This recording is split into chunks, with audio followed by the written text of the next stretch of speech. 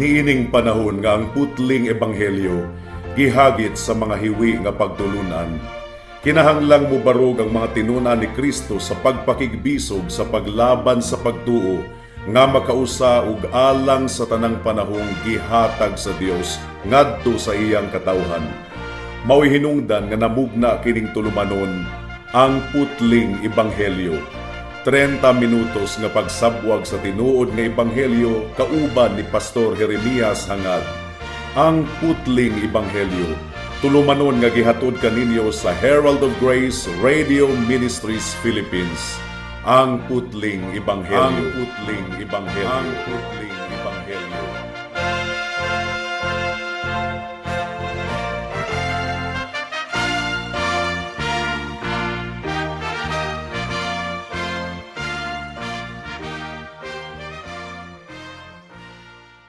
Special greetings sa tanang mga regular nga tigpaminawan sa atong panagsibya dinhi sa kahanginan ug espesyal usab nga pagpanimbaya sa akong 96 years old nga lolo nga si Isabelo Laure Sr. nga naminaw karon.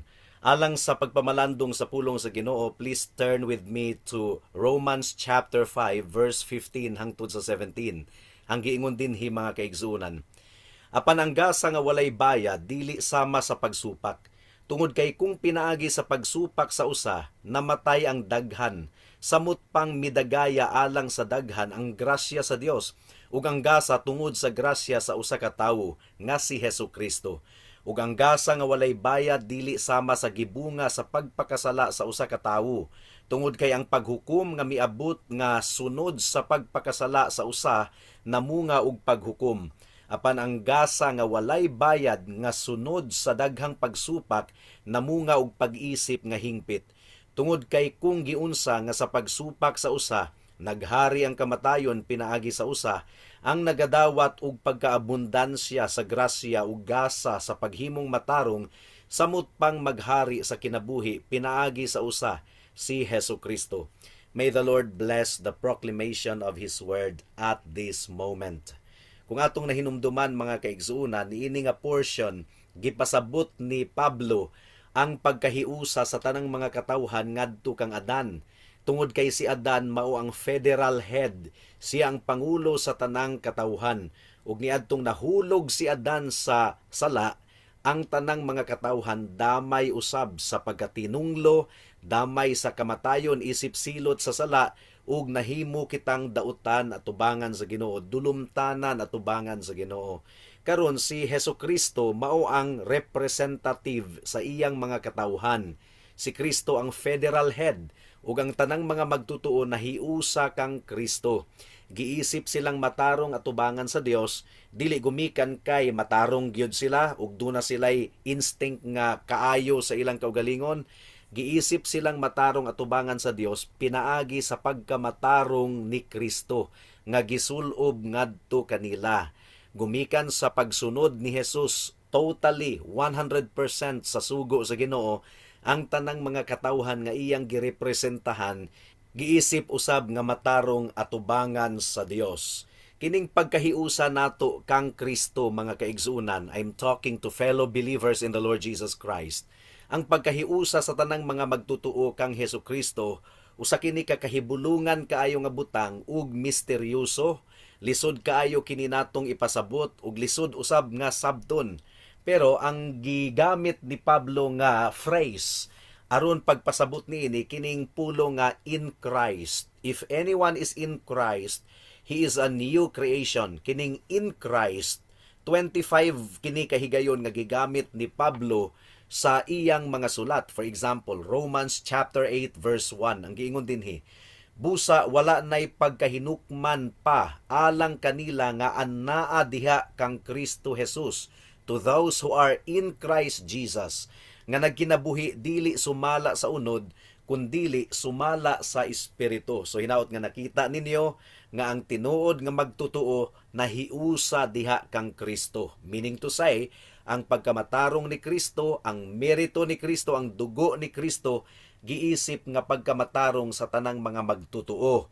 Ug gumikan kay gisalo ni Kristo ang tanang kasuko sa Dios didto sa cross sa Kalbaryo, ang tanang mga mituo kaniya wala nay paghukom or dili na hinukman Ang tunglo sa Ginoo gumikan sa ilang sala natangtang na gikan kanila. 1 Corinthians chapter 1 verse 30. Ang gingon dinhi mga kaigsunan, apan kamo anaa diha kang Kristo Jesus, nga nahimong kaalam alang kanato gikan sa Dios ug pagkamatarong ug pagkabalaan ug katubsanan. So mga kahigalaan, anaa lang kang Kristo ang atong paglaom alang sa kaluwasan. Pagaisipon kita nga hingpit atubangan sa Ginoo kung muundang kitag salig sa atong pagkamatarong ug musalig lamang kita kang Kristo ingon nga atong Dios ug manluluwas, bugtong Dios ug bugtong manluluwas. Ug kung ikaw tinuod gayud nga nagasalig kang Kristo, nahiusa ikaw diha kang Kristo, nahiusa ikaw diha sa iyang lawas nga mao ang iglesia. Dili ang INC nga gitukod ni Manalo ni adtong 1914 mga kaigsuunan ha, kundili tinuod nga iglesia sa Dios, but pasabot it is composed of true believers in the Lord Jesus Christ. Tinuod nga magtutuo sa grasya sa Ginoo alang sa kaluwasan. So ang kamatuoran sa atong pagkahiusa diha kang Kristo, sama sa giingon ko na ganina, usa kini ka kahibulungan ug misteryoso nga butang. Nahiusa kita diha kang Kristo, kabahin kita diha kaniya ug sa iyang lawas.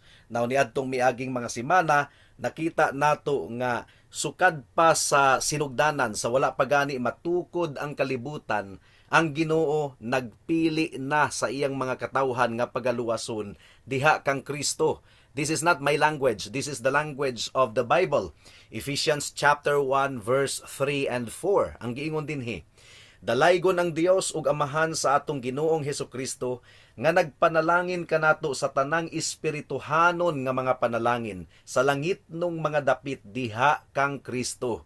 Sumpay pa ni Pablo, sumala sa iyang pagpili kanato diha kaniya sa wala pa matukod ang kalibutan aron kita mahimong balaan ug walay ikasaway sa iyang atubangan diha sa gugma. So wala ta gipili sa Ginoo gumikan kay balaan na ta, wa pagani ta mahimugso. Gipili kita sa Ginoo aron himuon niyang balaan. So sa pakigsaad sa Amahan ngadto sa iyang anak, even before the foundation of the world, nagpili na ang Ginoo og mga katawhan nga iyang ihatag sa iyang anak aron iyang pagaluwason ug iyang pagabalaanon. Ang atong pagkahiusa sa atong Ginoong Hesukristo na demonstrate didto sa cross sa Kalbaryo. Ang atong katubusan or pagtubos resulta kadto sa atong pagkahiusa diha kang Kristo. Mianhi si Kristo dinhi sa kalibutan aron mamatay alang sa iyang mga katawhan. Mao kini ang rason nganong mianhi siya dinhi sa kalibutan. Si Adan nakasala ug atong napanunod ang kamatayon ni Adan ug ang pagkahinukman ni Adan.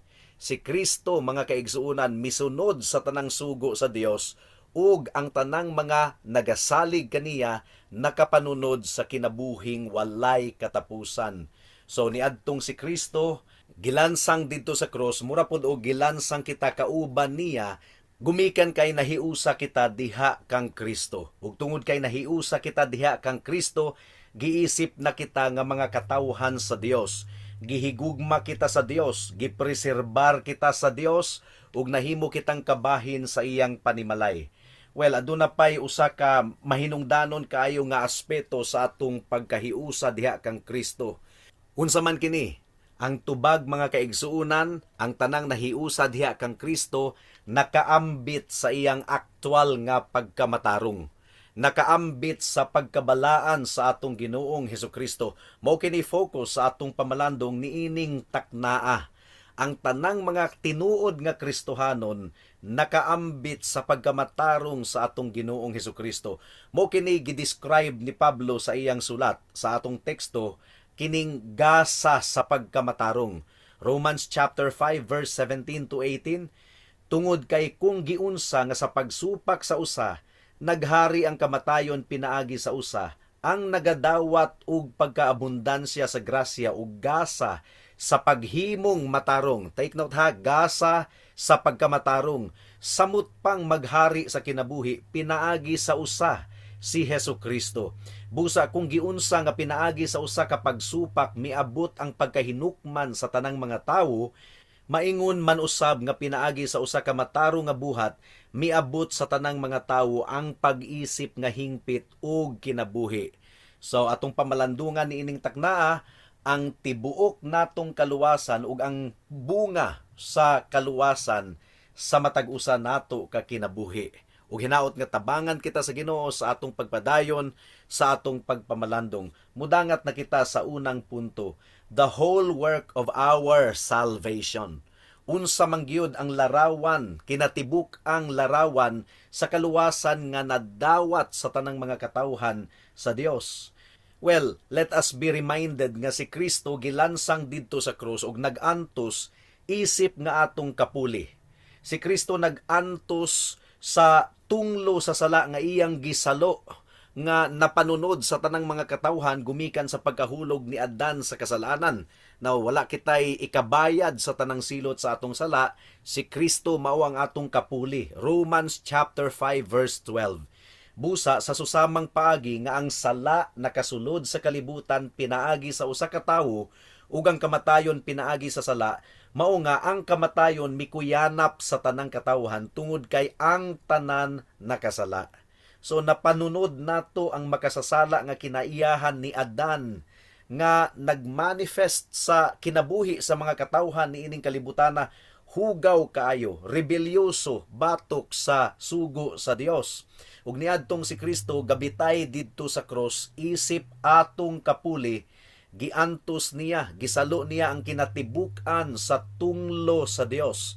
Isaiah chapter 53 verse 10 ang giingon dinhi mga kaigsunan. Apan gikalipay sa Dios nga mabunog siya. Gibutang niya siya sa pagbangutan, inighimo nimo sa iyang kalag ingon nga halad alang sa kasalanan, makita niya ang iyang binhi, malugwayan niya ang iyang mga adlaw ug ang kalipay sa Dios mulambo diha sa iyang kamot. So, kabubuton gayud sa amahan mga kaigsuunan nga mabunog ang iyang anak, mabunog didto sa krus sa Kalbaryo, gumikan kay ang bunga ni adto kaluwasan sa tanang niyang mga katawhan. So kinahanglang masabtan nato mga kaigsuunan nga naluwas kita dili pinaagi sa atong pagkamatarong kundi pinaagi sa pagkamatarong ni Kristo. Pinaagi sa iyang dugo. Apan mga kaigsuunan, paminaw kamo, ang tinuod nga luwas nakaambit sa aktual ug praktikal nga pagkamatarong sa atong Ginoong Hesukristo. Tinuod, wala kita maluwas gumikan sa atong pagkamatarong. Ang basihan sa atong kaluwasan mao ang pagkamatarong ni Kristo ug ang iyang dugo. Apan ang mga tinuod nga luwas adunay bunga sa pagkabalaan sa ilang kinabuhi. Kay ngano man nakaambit sila sa pagkamatarong ni Kristo. Ang giingon sa Romans chapter 5 verse 10. Tungod kay kung niadtong mga kaaway pa kita, napasiguli kita sa Dios pinaagi sa kamatayon sa iyang anak, samot na karon nga napasiguli na maluwas kita pinaagi sa iyang kinabuhi. Ang buot ipasabot niini mga kaigsunan, aduna gayoy kabag-uhan ang tanang mga tinuod nga luwas. Ngano man gumikan kay nakaambit sila sa pagkamatarong ug pagkabalaan ni Kristo. Ang pagkamatarong ni Kristo mao ang basihan sa atong kaluwasan, kay ang pagkamatarong ni Kristo gisulob man ngari kanato. Ang tawag niya nga doktrina mga kaigsunan, justification or pag-isip nga hingpit ug walay sala atubangan sa Ginoo. Mao kini ang tema gayod sa doktrina ni Pablo sa iyang sulat ngadto sa mga taga-Roma. Ang pagkamatarong ni Kristo atong nadawat nga libre pinaagi sa pagtuo, gisulob ngari kanato. Apan mga kaigsunan, ang tinuod nga nasuluban sa pagkamatarong ni Kristo nga maoy basihan sa atong kaluwasan, nakaambit usab sa praktikal ug aktual nga pagkamatarong ni Kristo. Busa wala gayoy makaingon nga Kristohanon siya apan nagkinabuhi gihapon diha sa pagpakasala, diha sa kasalanan. Ang tinuod nga Kristohanon nakaambit sa praktikal nga pagkabalaan sa atong Ginoong Hesukristo. Ang tanang nahiusa diha kang Kristo, nabag-o ang ilang kinabuhi, gumikan kay wala lang sila giisip nga matarong atubangan sa Ginoo, giisip nga walay sala, kundili gibag-o ang ilang kasing-kasing, nakaambit gayud sila sa pagkabalaan ug pagkamatarong ni Kristo. Mao kini ang essence sa atong kaluwasan, mga kaigsuonan. Dili lang kay sa libro sa Ginoo gipapas ang tanan natong mga sala legally, kundili gigasahan usab kita og aktual nga pagkabalaan dinhi sa kalibutan. Kumpleto ang kaluwasan nga gihatag sa Ginoo sa matag usa kanato nga nagatuo lamang kaniya ingon nga atong Dios ug manluluwas. 2 Corinthians chapter 5 verse 17. Ang giingon dinhi, mga kaigsunan, busa kung si bisan kinsa anaa diha kang Kristo, bag-o na siyang binuhat. Ang mga daang butang milabay na, tan-awa, ang tanang butang nahimong bag-o. Busa dili gayud katuuhan nga ang usa ka tawo mo claim nga Christian, anaa na kuno siya diha kang Kristo, pero walay kabag-uhan sa iyang kinabuhi. That is not the description of the biblical Christian. Klaro kayo ang giingon sa 2 Corinthians 5:17, if anyone is in Christ, he is a new creation. Gipasabot kini ni Pablo sa kinatibuk-an niyang sulat sa mga taga Roma. Ug si Pedro usab nag-explain usab kanato nga ang tanang mga magtotoo nakaambit sa pagkamatarong sa atong Ginoong Hesukristo. 2 Peter chapter 1 verse 4 ang giingon dinhi, ingon ana niya gihatag kanato ang iyang mahinungdanon ug mga dagkong saad aron nga pinaagi niining mga butanga makaikyas kamo sa pagkadunot nga anaa sa kalibutan tungod sa daotang kailibgon ug mahimo kamong kabahin sa kinaiyahan sa Dios. Nadunggan ninyo to, mga kaigsuonan, nahimo kitang kabahin sa kinaiyahan sa Dios. Gihimo niya kitang gawasnon gikan sa pagkaulipon sa sala. So, ang tanang Kristohanon wala lang kay gipapas ang ilang sala sa libro sa Ginoo dito sa langit, sa korte sa langit, gihatagan usab sila og bag-ong kasing-kasing. Gilangkat ang kasing-kasing nga bato ug gipulihan og kasing-kasing nga unod. Mo man kini purpose nganong giluwas sa Ginoo ang iyang mga katawhan. Dili gumikan kay balaan na sila actually, practically, kundili aron pagahimuon silang balaan. Ephesians 1:4 once again.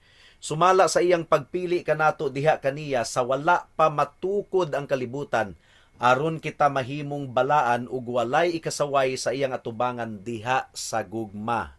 Again, mga kaigsunan, wala kita naluwas pinaagi sa atong aktual nga pagkabalaan. Gumikan kay nasayod kita nga dili kita balaan. Giisip kitang hingpit atubangan sa Ginoo, walay sala, dili gumikan sa atong pagkabalaan kundi gumikan sa pagkamatarong ni Kristo, sa pagkabalaan ni Kristo. Pero ang good news, mga kaigsunan, ang tanang giluwas sa Ginoo pinaagi sa grasya, wala niya pasagdahi nga magpabilin sa sala. Gilangkat niya ang daang kasing-kasing, ang kasing-kasing nga gahi, kasing-kasing nga bato, ug gipulihan og bag-ong kasing-kasing. Busa, imposible gayud nga ang usa ka Kristohanon magkinabuhi nga makasasala at tubangan sa Dios. Yes, adunay nahabilin pang sala, masipyat, makasala, paghihapon. Apan ang tinuod nga Kristohanon, every time nga siya makasala, maguol gayud kaayo ug mag-struggle gayud siya. Ug iya gayud nga gipaningkamutan nga siya makakinabuhi nga balaan at tubangan sa Dios. So imposible gayud nga ang usa ka tawo naglakaw kauban sa Ginoo padulong sa kahimayaan pero walay pagkabalaan. That's impossible. Ang giingon sa Hebrews 12:14, sunda ang kalinaw uban sa tanang mga katawhan ug ang pagkabalaan nga kung wala niini walay tawo nga makakita sa Dios. And as we grow in the Lord Jesus Christ, nahimo kitang susama sa iyang hulagway. Romans chapter 8 verse 29. This is part of the fruit of salvation. Ang giingon dinhi, tungod kay ang mga nailhan niya sa una pa, gipili man usab niya nga mahimong susama sa hulagway sa iyang anak, aron siya mahimong kamagwangan sa daghang managsuon. Praise God. Ikaduhang punto, unsa ang pagkamatarong sa tanang mga giluwas ni Kristo pinaagi sa iyang grasya. Ang tubag, kini kuno nga pagkamatarong naghari sa atong kinabuhi karon. Kaniadto ni adtong wala pa kita diha kang Kristo, kinsa man ang gahari or unsa man ang gahari. Ang gahari sa atong kinabuhi ang sala. Si Satanas ang gahari. Pero karon baliktad na, ang tanang mga anaa diha kang Kristo giharian, gimanduan sa pagkamatarong. Gumikan kay si Kristo ang atong hari, siya ang matarong nga hari. Romans 5:17 ang giingon dinhi. Tungod kay kung giunsa nga sa pagsupak sa usa, naghari ang kamatayon pinaagi sa usa, ang nagadawat og pagkaabundansya sa grasya ug gasa sa paghimong matarong, samot pang maghari sa kinabuhi pinaagi sa usa, si Hesus Kristo. So, ang pagkamatarong di ay naghari sa tanang mga tinuod nga Kristohanon. Mao gani nga imposible gayud kaayo based on the word of God. Imposible nga adunay usa ka tinuod nga Kristohanon nga dili pagkamatarong ang naghari kaniya, nga ang sala mao ang naghari. That is contradictory to the revelation of the scriptures, mga kaigsunan. Busa ayaw gayud kamo pagpailad.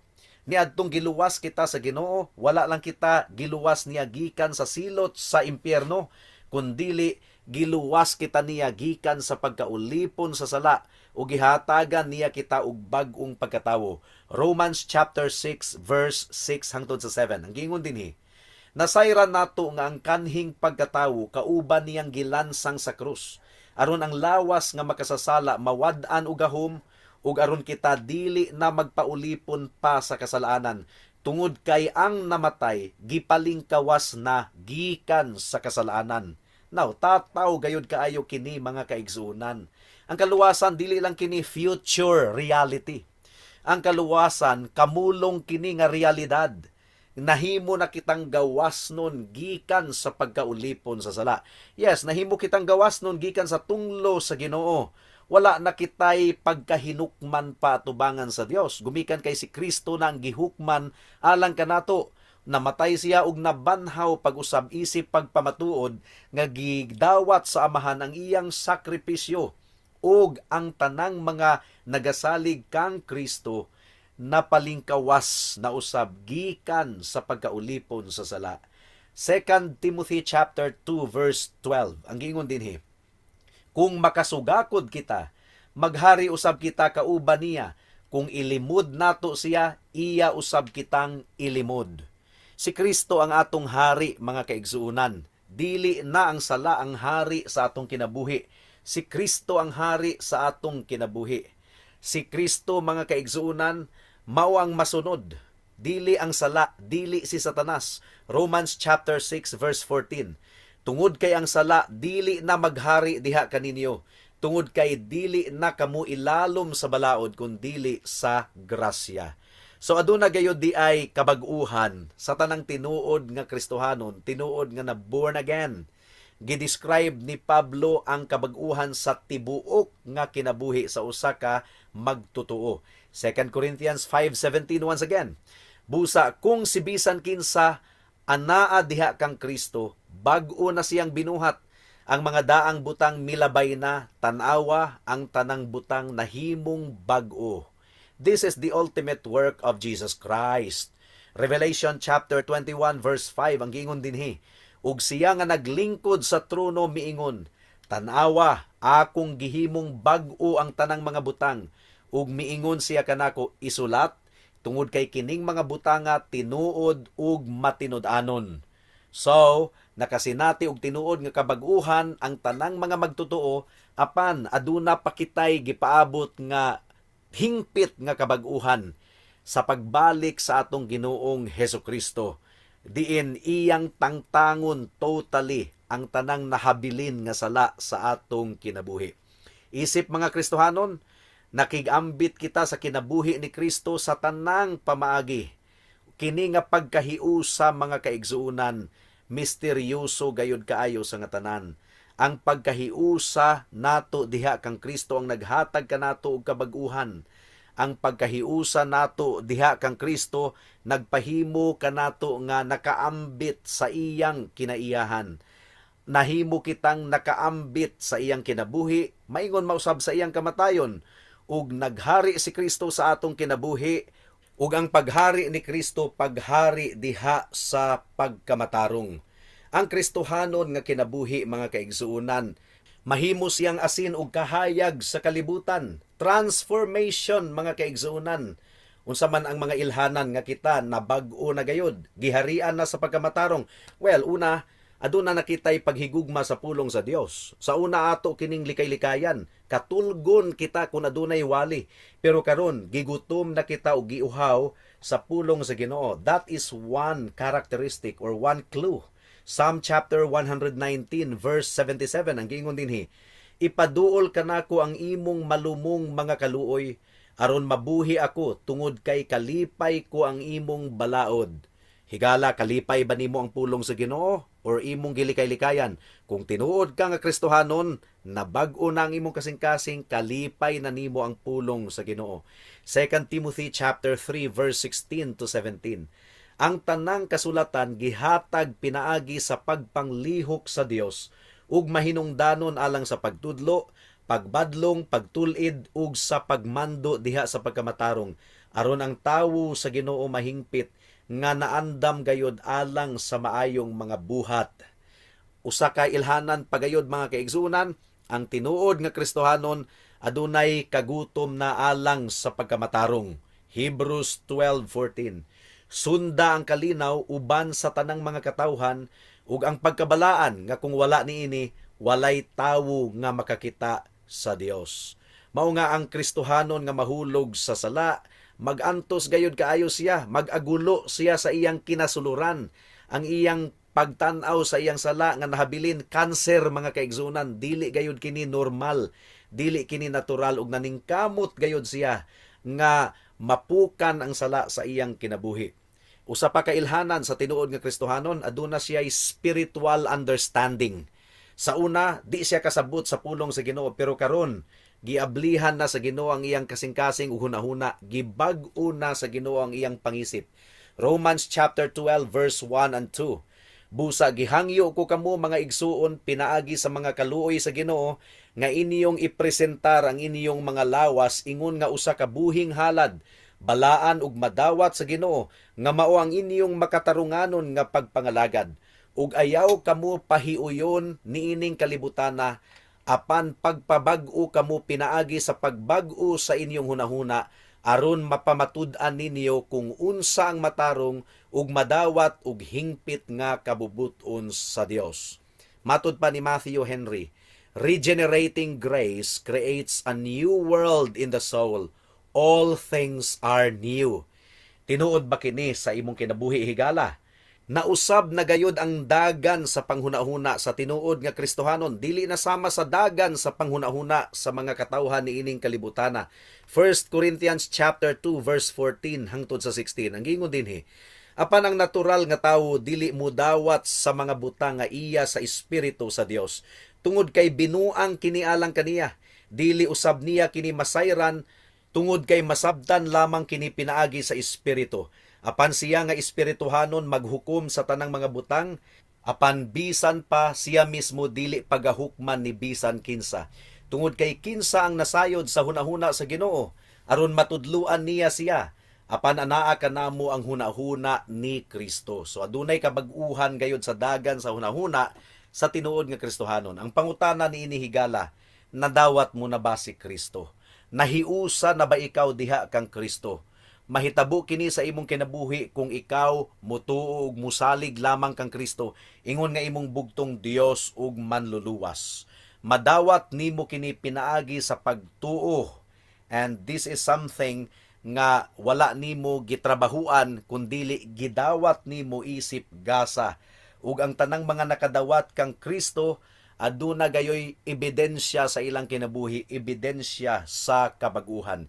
Niadtong nahiusa ikaw kang Adan, miliwat ikaw sa iyang pagkamakasasala. Pero karon nga nahiusa ikaw diha kang Kristo, expected gayod igsuon nga ikaw muliwat sa pagkamatarong ni Kristo. 1 Corinthians 15:49.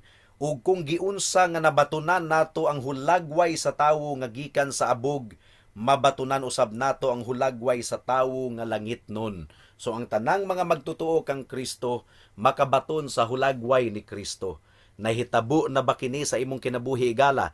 Kung wala pa, dili ikaw Kristohanon. Di ka tinuod nga Kristohanon. Dangop kang Kristo, tawag sa iyang ngalan, pagpakiluoy, tuo og salig lamang sa dugo ug pagkamatarong ni Kristo. Ug ang saad sa Ginoo, ang tanang mutawag kaniya dili gayud niya isalikway. Buhata kini karon dayon kay basin ug ugma ulahi na ang tanan. Amen. Alang sa dugang nga mga pangutana, mahimong mo text ang Pastor Jeremias hangad sa 0935-744-3030.